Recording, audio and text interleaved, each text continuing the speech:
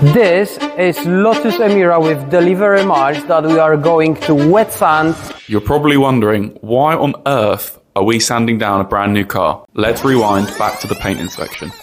Great, so we have 2023 Lotus. The downside of the car is the fact that it has been parked outside for over a year, which resulted in number of the pitting and edge marks in the surface of the paint. We're going to wet sand the car using the typical process which is used in automotive manufacturing. So we're going to use 1500 dry, 3000 grit, wet and 6000 and then 3-stage machine polish. So by wet sanding we are not only rectify the pitting and surface imperfections, but we will improve the overall finish of the paint. So looking at the reflection of the light in the bonnet, the paint is very orange peely, so you can see it's almost like a texture. Once we will wet sand the surface, all this will be like a gloss and mirror finish, so it will be really nice and what we call flat. So as I said, we are going to use the 3M Trizac system, so there'll be a 1500 dry, 3000 and 6000. Pretty straightforward. That's pretty much what I used to do for nearly 10 years back in McLaren. So yeah, really looking forward to get my hands on it. So check this out.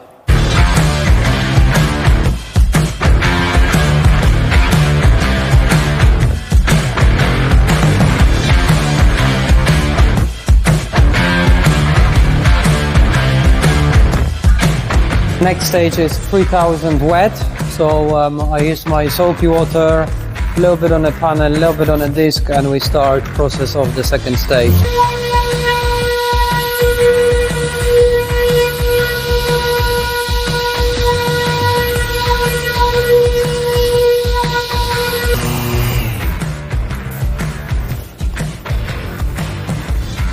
So now once we use the 3000, you can actually see this is a little bit less matte than the 1500, purely because the 1500 is a lot more abrasive, so it does remove a little bit more material and make the surface a lot more matte.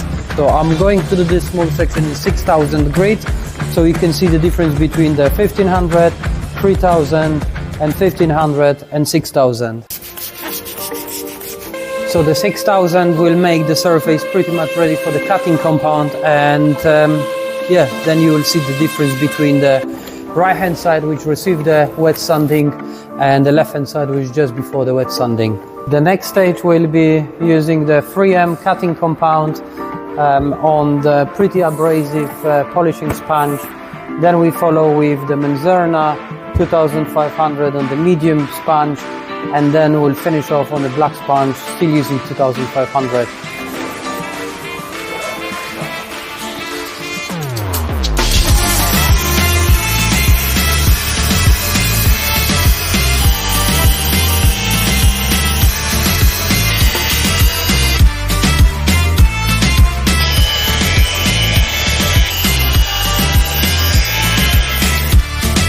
So over here you can see the right hand side being wet sanded. When you see the reflection of the light, it's a lot smoother compared to when we move the same light to left hand side of the bonnet, which is very orange peely and a lot nicer on this side. Okay, anyway, let's just carry on with the wet sanding process.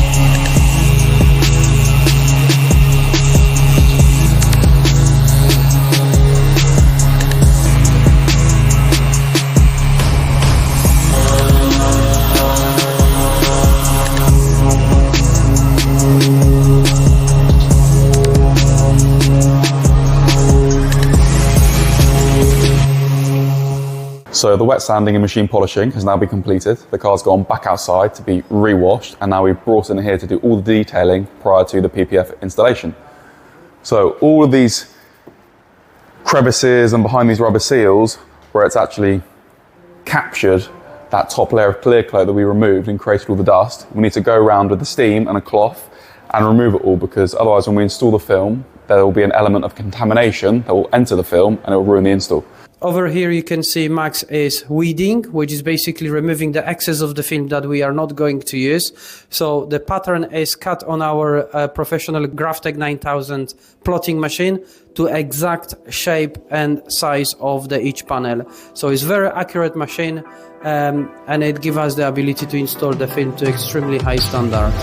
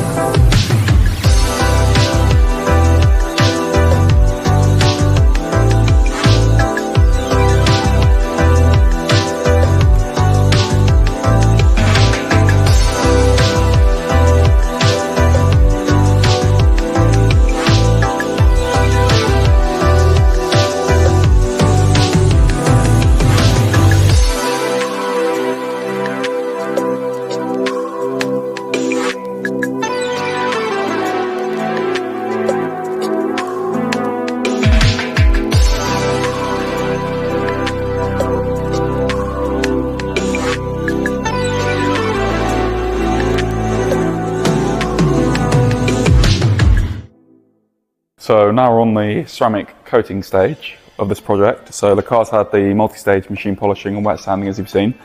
It's then being blown off to remove all the polishing dust that's all in these intricate areas, and then we've wiped down the surface with isopropanol alcohol to prepare it for the bonding process of the coating. So I have the ceramic coating here. We have an applicator sponge to apply the coating to the surface, and then we have two cloths. So one is for the distribution of the coating, and then one is to buff off the excess. The coating is silicon dioxide with a solvent-based carrier, and you can see now the coating starting to flash, is what people call it. And you can see it just starting to separate. So this is the solvent evaporating, and then now we'll leave it maybe 1 or 2 minutes just to begin the bonding process. So now what we do is get our distribution cloth and just go over the surface nicely. Now you can see we've lost that sort of separation, the flashing, and the coating is now nicely distributed on the surface. There's no patchiness or areas that we might have missed. So now we take our second cloth and we buff off the remaining excess. Now what's really important on this stage, and why you need the correct lighting and environment, is you can still see it. So I just wiped it off there, and we've still got these small streaks. These are the high spots of the coating where it's not been properly removed. Very, very little pressure, almost nothing at all. We just want to remove the excess of the coating, not the coating that we put on just now, and we don't want to induce any scratches after all that machine polishing and wet sanding work that we did. So the next part of the process now is we're going to remove the wheels to prep them for the ceramic coating, and then apply the ceramic coating to both the wheels faces, the barrels, and then the calipers. So the wheels now removed, it's going to give us really good access to clean the barrel, behind the spokes, the rear of the tyre and the wheel, so we've got really good access now, so we can clean it all properly in preparation for the coating and apply the coating to all the painted surfaces, not just the faces.